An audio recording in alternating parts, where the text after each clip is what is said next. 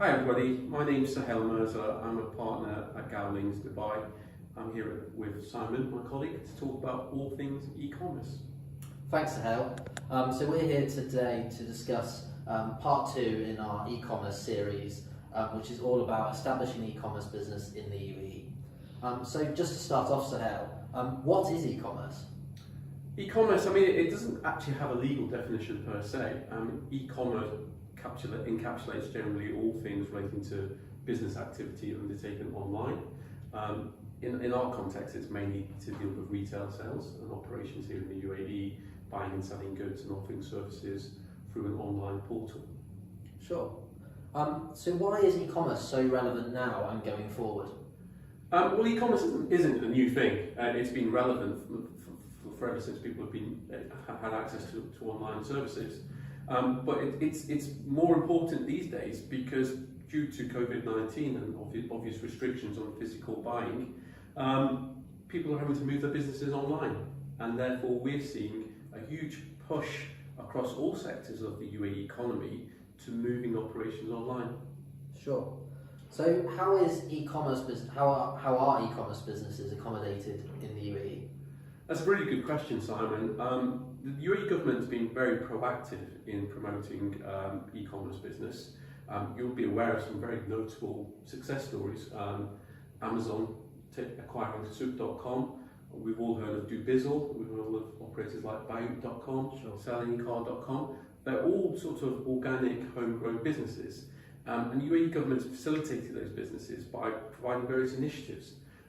If you look at the DIFC, for example, there's a fintech hive which is intentionally structured to attract fintech startups, and they provide shared services in terms of accommodation, floor space, and also incentives in terms of licensing and reductions in licensing fees. So that's an example of how UAE government has been able to incentivise e-commerce business, and in that context, fintech business to establish in this region. But more generally, there's a whole host of laws and regulations that support e-commerce business, and also licensing regulations.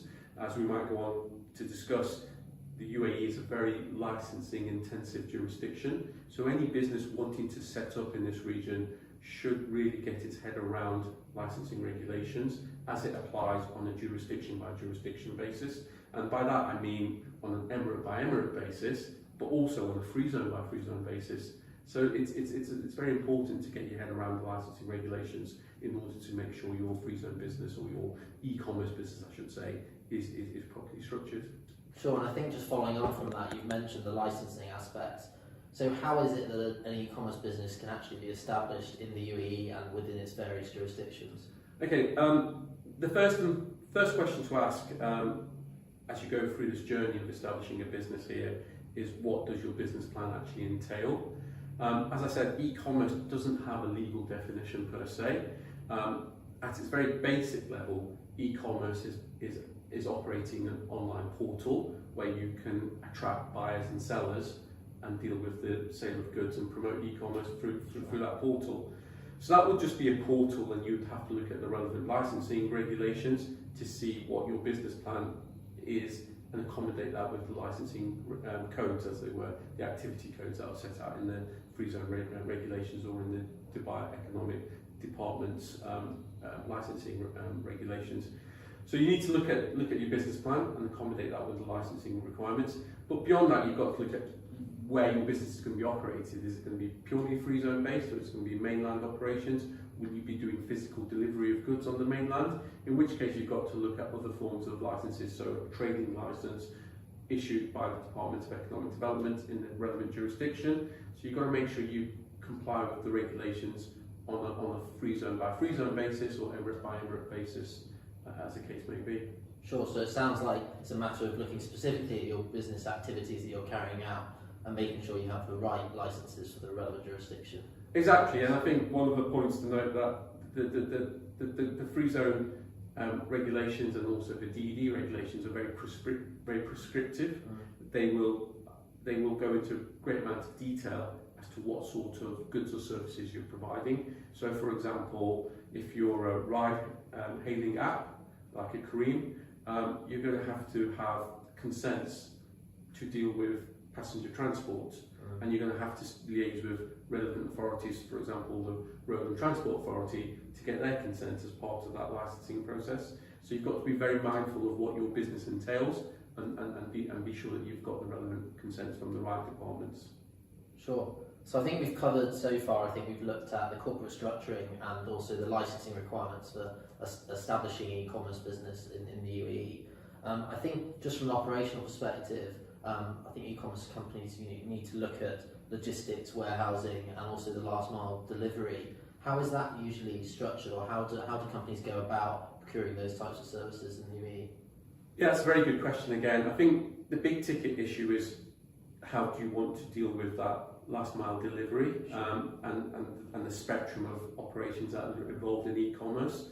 Last mile delivery is very important because it's all about customer facing experience and making sure that the product is delivered on time, and we're going to deal with the logistics. But generally speaking, you've got to look at having a business entity that can provide that last mile delivery, and you can outsource it to a third party. So there are logistics providers who will provide that, or you can do it yourself, but you'll have to set up the right business structure for that. And likewise, you've got to look at warehousing and importing. We'll cover this in the next article. Okay, great. I think just finally, are there any other legal aspects that an e-commerce business establishing in the region need to look at further to what we discussed earlier about the corporate structuring, etc.? Are there other legal aspects to consider? Yeah, sure. I mean, as with any business, there are other considerations, not just around licensing and setup, but you've got to look at your personnel. So obviously having employment visas and consent from the immigration authority is important for expatriate employees. And then you've got to look at your brand. Protecting your brand, protecting your IP are important. So registration of trademarks is very, very important. And we here have a market leading team at Gowling that are involved in brand protection and trademark registration. And then beyond that, there are more wider concerns, so fundraising and obtaining financial resources and backing from local banks, for example, might be another issue, in which case you need to look at your funding requirements and the question of equity versus debt. But again, we'll touch upon those in our future articles as well. That's great. Thanks very much, Sahel. Thanks for your time. Thanks, it's been good to talk to you. Thank you.